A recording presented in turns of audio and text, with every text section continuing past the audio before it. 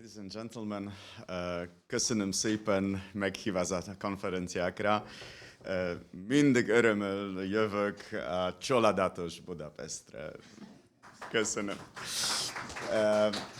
I will speak something about a little bit, I think, exotic questions, but as you know, diplomatic and consular relations appear to be quite distant from the issue of human rights protection, because international immunities protect members of foreign mission service and the premises occupied by the consular post of diplomatic mission. This makes very weak the impact of the protection mechanism relating to human rights in force of the territory in the receiving state in relation to the authorities of the sending state. Grow human rights violation by diplomats of the sending state and end up with persona non grata declaration. For example, we had such situation, such violation, like the brutal murder, which was in October 2018 in Istanbul of the opposition activist Jamal Khashoggi at the Saudi Arabian consulate in Istanbul.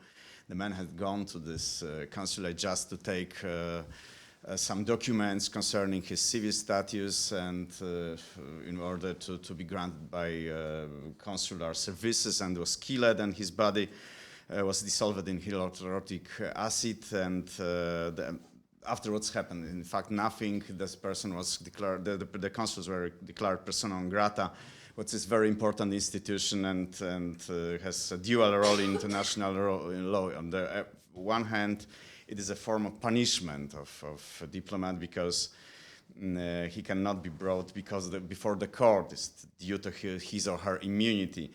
The offender must expect to be declared persona non grata and thus to have to leave the receiving state before end of his or her mandate. On the other hand, this institution is used by the states as a retaliatory mechanism. States consider the diplomats persona non grata in situation of deterioration of mutual relations. But let's go back to the issue.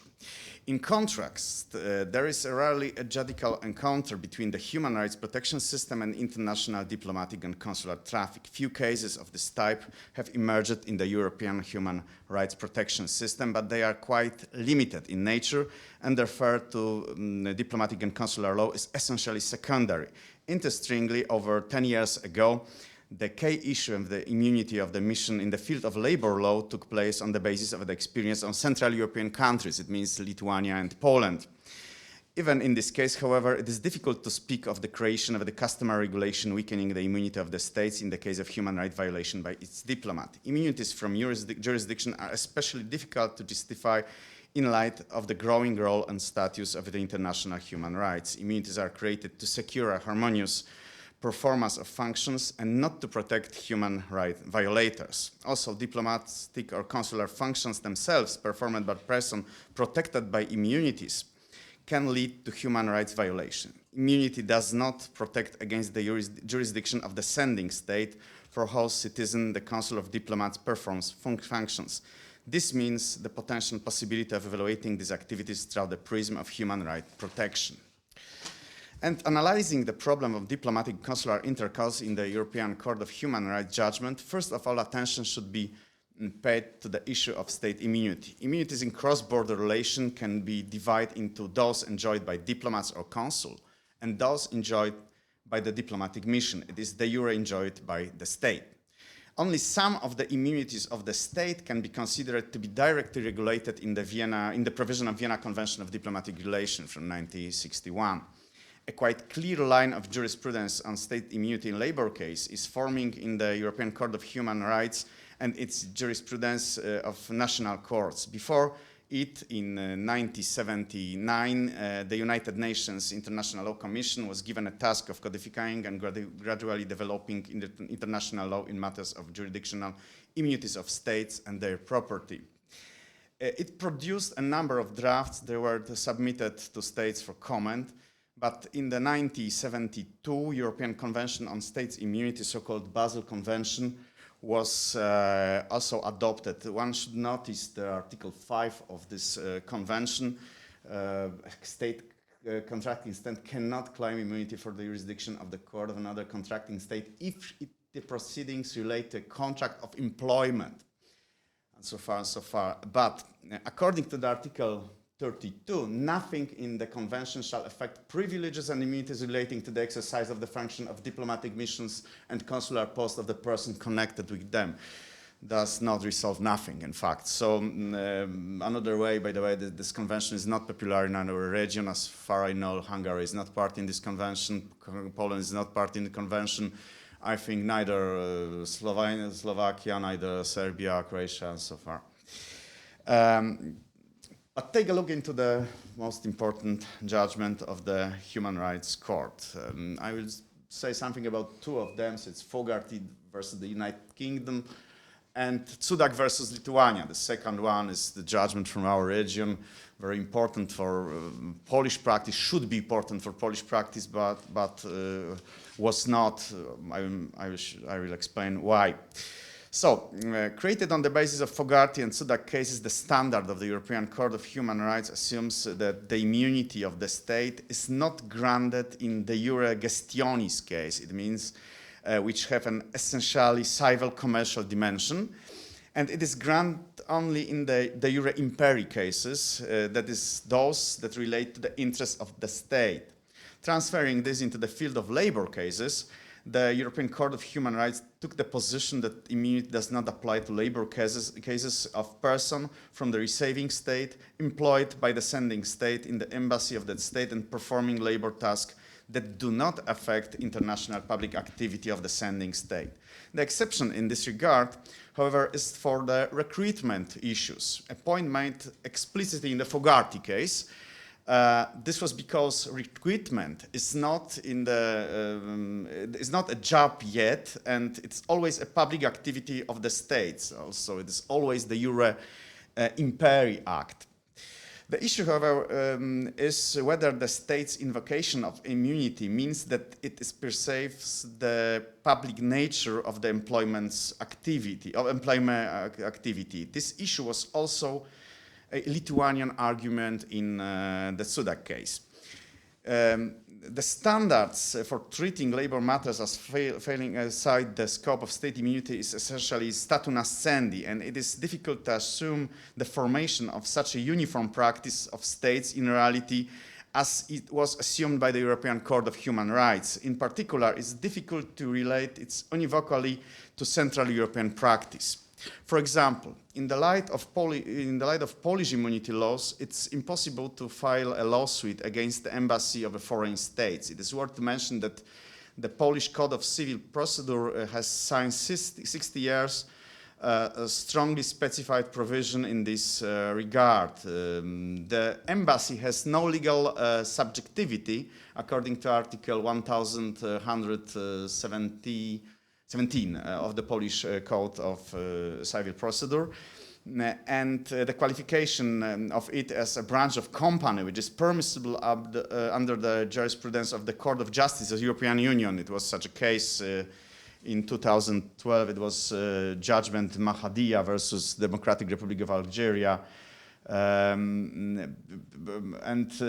is also impossible under Polish law without the foreign states expressly granting such a possibility to qualify the embassy as having the legal subjectivity according to Polish law, which of course in procedural practice will not occur as this state in principle is definitely not interested in the settlement. But there are some cases when the sending state, for example, United States of America, is interested in resolving the case in the form of the receiving state, but I haven't noticed such cases in practice of my country.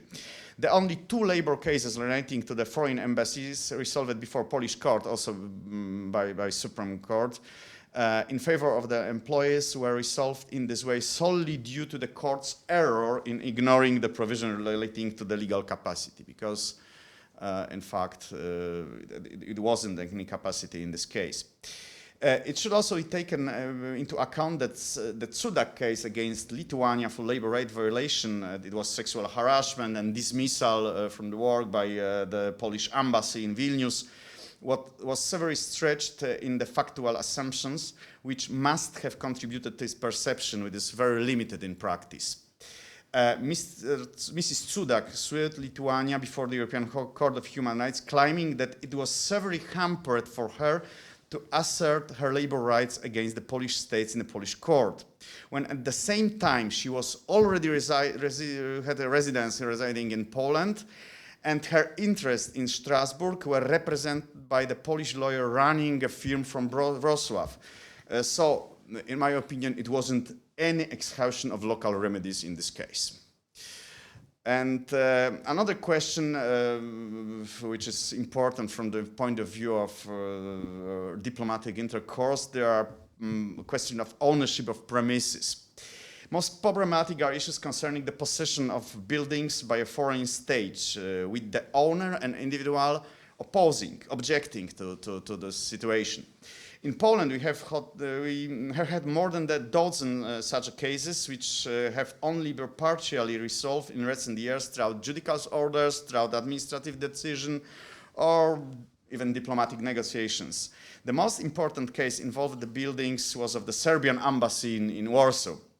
The situation is complicated by the number of international agreements concluded during the communistic era, providing for the transfer of real estate for diplomatic use. In the 90s, property formally recovered by pre-war owners, meanwhile, remained in the possession of the foreign state. In the future, with the development of a human rights system, a potential source of conflict that may arise may concern violation of the Convention rights to property, that the application not so much of states' immunity. For this, it has been already partially resolved under the Convention, but of the diplomatic immunity.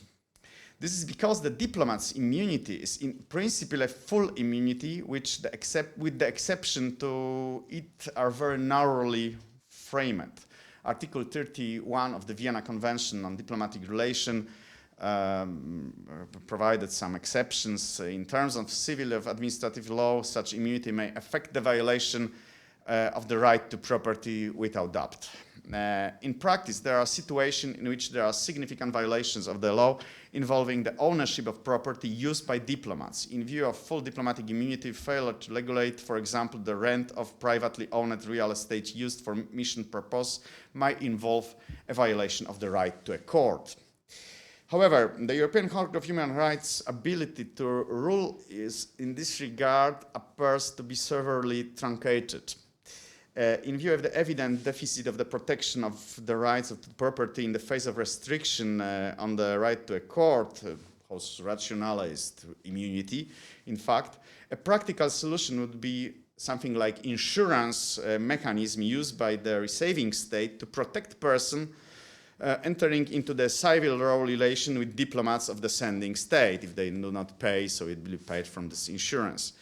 I haven't heard about such insurance solution in any receiving state, but I guess it could be very practical for the real estate owners or commercial merchants trading with diplomats.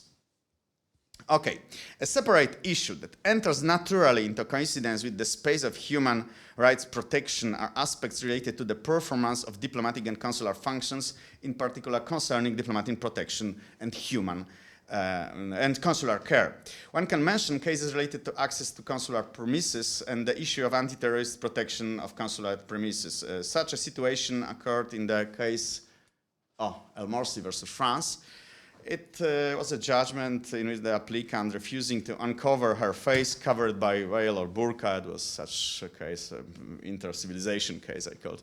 So was not admitted to the consulate and did not receive a visa. The court did not recognize the religious freedom arguments in this case contra the security reasons presented from the side of the French Republic. Diplomatic or consular assistance alone in Strasbourg jurisprudence has not earned the name of a conventionally protected right. The term of diplomatic or consular activity has already appeared in older rulings issued by the European Commission of Human Rights. But it was marginal and concerned the problem of extraterritoriality in the application of the convention. Noteworthy here is the citation of several cases before the Commission in which it was deemed unacceptable to guarantee the right of individual to diplomatic protection. This is in the first somewhat little bit curiously factual case of Bernard Russell Peace Foundation. It's the first one here. Established firstly the absence of any obligation on the part of the state to intervene in connection with the act committed by another state not part of the Gun Convention, and secondly, in that case there was an explicit rejection of the presumption of the existence under the European Convention of any guarantees with respect to diplomatic protection. Analogy conclusions were drawn from the Kapas case, Jasiński case, Abraham Leshi case. There are three cases from the time the European Commission of Human Rights, a little bit old. All complaints were declared inadmissible. This does not mean, however, a categorical refusal to recognize the right to diplomatic care as human right, but only a rejection of the Convention guarantees in this regard. It also explicitly stipulates that it is incorrect to make any presumption in this regard. Un droit de ce genre ne peut être déduit de l'article de convention. The la Commission rappelle la jurisprudence selon laquelle la Convention ne garantit aucun droit à la protection diplomatique ou autre mesure de ce genre qui devrait prendre une autre partie contractant en faveur de toute personne relevant de sa juridiction. So it means that it must be acknowledged that the manner in which the references to diplomatic protection are phrased quite broad. It rather leaves no illusion that the Commission did not view this right not only as a convention-granted right, and did not view this right as a right in general, which, by the way, is not surprising, because the influence of British legal thought, understanding the right to diplomatic custody as solely the right of the state, in the Strasbourg bodies was and clearly is very evident. And the two oldest of the cases mentioned above, which set the standards for the Commission view of these issues, involved a failure to act on the part of the United Kingdom precisely. And UK opposed to any individual right conception concerning diplomatic and consular protection. It was clearly seen in the time of negotiation of the directive rules of European consular protection in UE in 2007. It was time before Brexit, because United Kingdom was really in opposition to every changes made in the consular protection directive.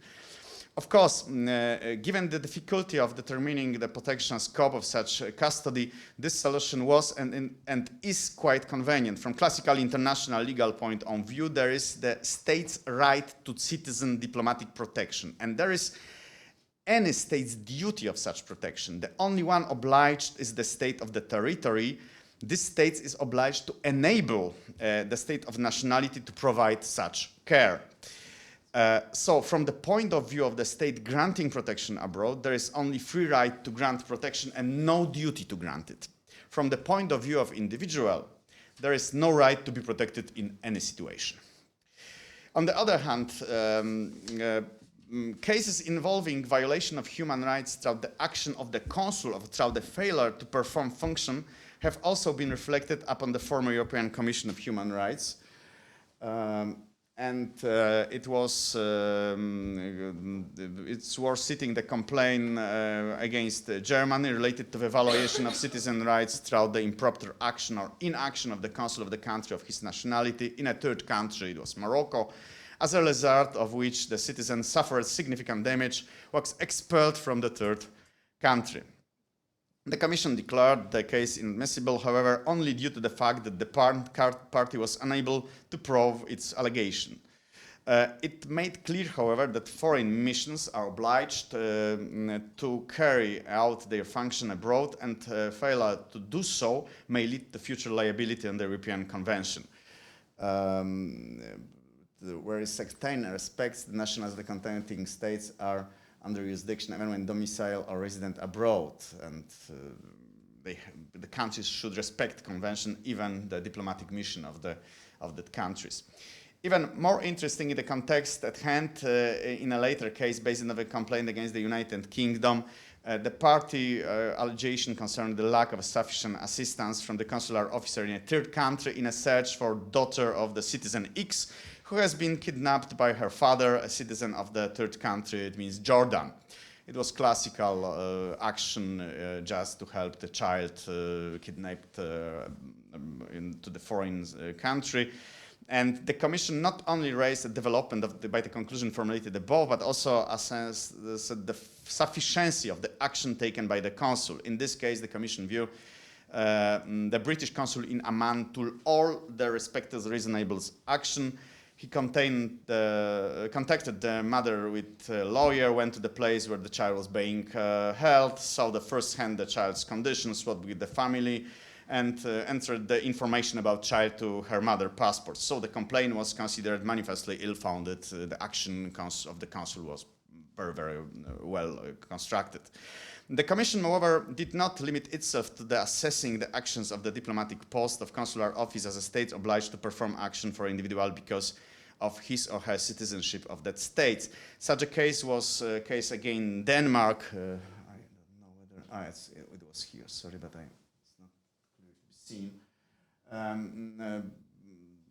A state party to the convention is the responsibility either directly or indirectly for the act performed by its diplomatic agents.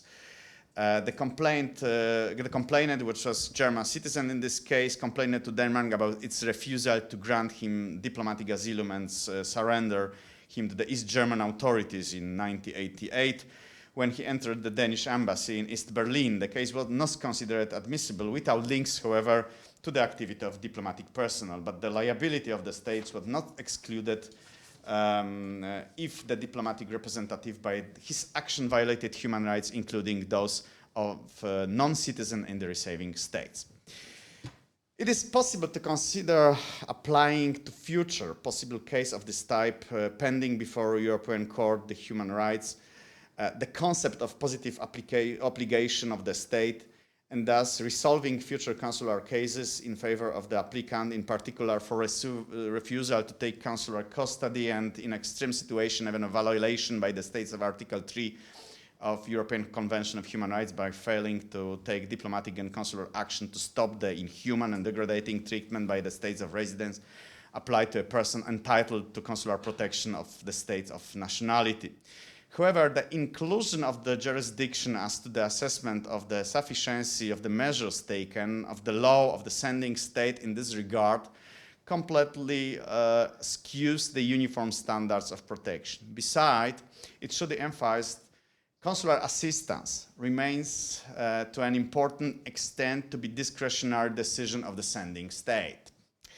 And it can be far from easy to assess its positive obligations in this regard as well. This is particularly true with regard to the effects of the so-called right to access to the consulate. Let's take a look at this very bizarre construction of the right of the individual.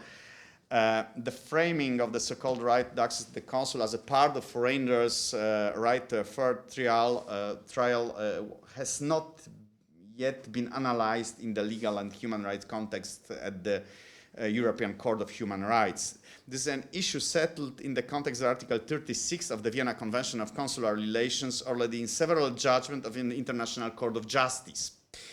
The right of access to the consul was also an individual right, the subject of analysis in the advisory opinion in the Inter-American Court of Human Rights. You can see here there are 5 judgments before the first was waived, but they were under International Court of Justice, but they're resolved by International Court of Justice in merits, and it's also one advisory opinion of the American Court of Human Rights.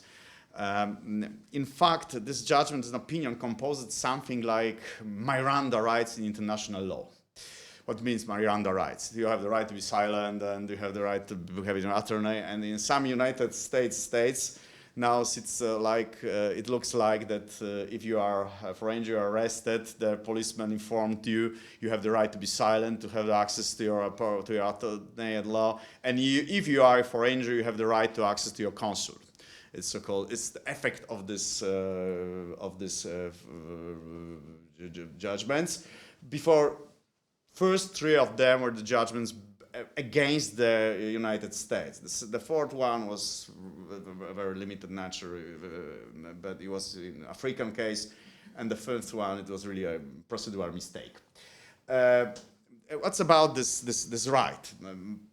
Point B shows if he so requests, it means the foreigner. The competent authorities of the receiving state shall, without delay, inform the consular post of the sending state if within its consular district a national of that state is arrested, committed to prison or to custody pending trial, or it's detained that in any other manner, it means also administrative detention. Any communication addressed to the consular post by the person arrested in prison, custody, or detention shall be forwarded by the said authorities without delay. The said authorities shall inform the person concerned without delay of his right under this subparagraph. So it was an individual right constructed. Nobody called this is a human right. Of course, it's not right protected by convention, but it's an individual right which is a part of the fair trial. And I think the future maybe of this regulation also will be analyzed in any other context as such context of Article 36, because it is possible, but should be analyzed in any other context, just by the way in the European Court of Human Rights activity. By the way, in many bilateral consular conventions, for example, conventions between Poland and Hungary, we have obligatory, it's been mandatory notification on detention. The will of the citizen is not important. And such an article in bilateral treaty is lex specialis to the Article 36 of Vienna Convention. Also, according to Article 73 of Vienna Conventions, bilateral convention rules have priority in usage. So not always this right is right of the individual. From time to time, it's also the right of the state. The reason that for the time being, this issue has not become the subject of the European Court of Human Rights decision is due to the lack of significant issues in dispute. The laws of the member states correctly implement consular powers regarding foreigners deprived of liberty. The best example of this is the Polish Criminal Code, Criminal Process Code, Article 612 of the under Polish code to regulate these cases. Under Polish code regulations, it's not impossible to violate the right of the access to the consul, because the consul is notified at all stages: the arrest, detention, conviction of the foreigner by both the prosecutor office and in practice previously by the police and the criminal court. In a classic criminal trial, it's difficult to imagine a violation of such procedural rights of a foreigner. Of course, a complaint to the European Court of Human Rights will not be able to be directly concern individual extra-conventional rights arising from the Vienna Convention or bilateral convention, but will have to indicate a violation of the right to a fair trial.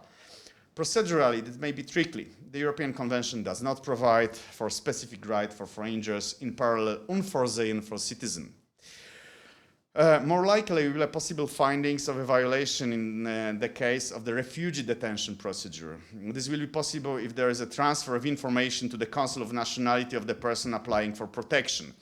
Such an obligation may arise from bilateral consular convention between states of nationality of state granting protection. The protocol of the European Convention on Consular Function concerning refugees blocks such a transfer of information, but this convention is only binding for 5 states of between the European countries. There is no state from our region.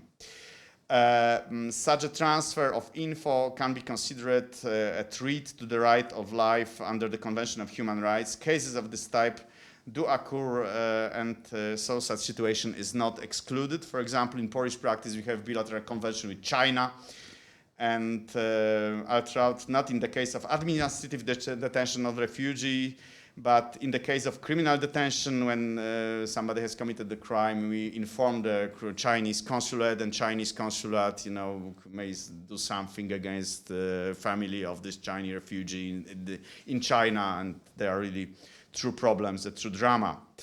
However, in criminal proceedings, as well as in any type of detention, in the case of the refugee who seeks protection outside Poland, there may be a notification to the consul of the country from which this refugee fled. The notification can be seen as a violation of human rights. The cases in the future are really not excluded. By the way, how to treat a refugee who asks for consular protection of consular officer of his country of nationality? According to the Geneva Convention, it's very interesting because this convention, that's in such a situation if a refugee may lose his or her status. So shall cease to apply in any person filing under the terms if this person has voluntarily re-availed himself of the protection of the country of his nationality. But if this refugee goes just to consulate, just to take, for example, as Mr. Khashoggi, just to take some papers concerning his marital status or civil status records of some notarial functions to provide, I think it's not re-availing under the protection of the country of his nationality. It's only just looking for services. But there is no practice in the ECHR, in fact, so maybe. Okay, and just finishing. The last issue worth paying some attention is the problem of elections abroad, so-called external voting rights. In order to understand the potential scope of this possible impact by most consular functions on the sphere of human rights, it should be noted that consular activities in their essence are not homogeneous activities. They are divided into those granted by international law and those resulting from the approval of the receiving state. And of course, the election activities are functions resulting from the approval of the receiving states, and the non-performance of the latter does not depend on the sending state and its consul, but on the objection of the states of the territory. Hence, it seems to be groundless, directing a claim against the sending state of the consul, an entity innocent for this non-performance.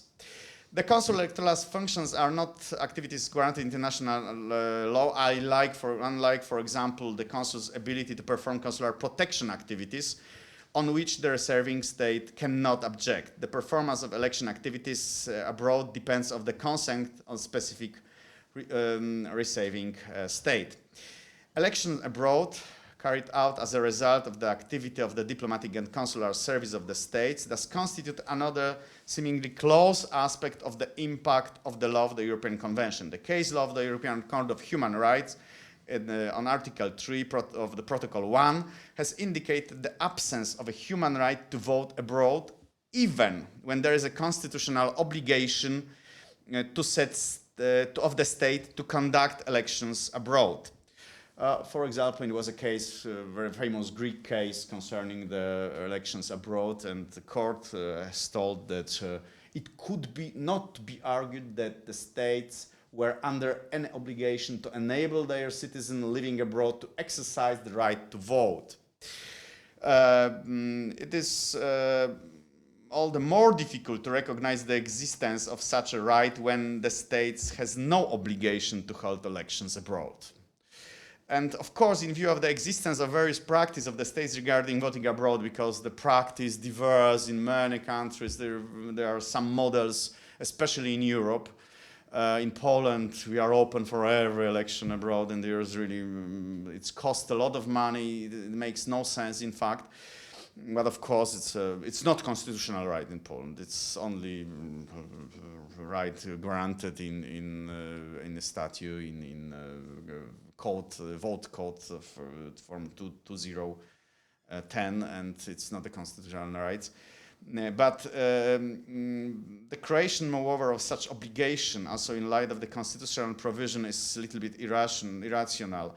This is because the source of restriction of the existence of electoral rights abroad is the states of the territory, which, for various reasons, does not allow consul of the foreign states to conduct election in the consular district concerned. We have a presidential election in 2020 in Poland, and we had such complaints regarding, for example, the failure to hold elections abroad. It means in Chile, because this country totally banned the possibility of holding election due to COVID. And the Chile government has told the Polish government it's impossible, no way, no election, is nothing to say more. And we have also such example with Sudan. In this country, it was impossible to conduct elections in this country because the procedures were very uncertain. It was risk of the terrorist threat, and we had some Polish people, close to 300 or 400 Polish people in Sudan that are priests or nuns merely, but they couldn't vote because it was a problem of terrorist attack, and we haven't decided, as a Polish government has decided to make elections abroad in these countries. And the present line of jurisprudence of the Polish Supreme Court emphasized the impossibility of effectively raising electoral complaints about the fact that elections were not held in particular consular district. The aforementioned Greek case is cited in this jurisprudence, and it is doubtful to create a different standard in the reality of the European Court of Human Rights. After all, it should be noted that EU countries provide for various restrictions on elections abroad, while in space of European law, there is a noticeable retreat from connecting factor, it means liaison, of citizenship, in favor of the connecting factor of residence or domicile and so far. The fact, meanwhile, of external voting in national elections is a consequence of having citizenship of the country of origin. So it's bound with this connecting factor of nationality, which is rejected in the process of election in the European Union. So in practice, it will be probably not be supported by the United Europe. So, fogy transzidom, igen. Oké, ennyi elég is lenne. Köszönöm szépen.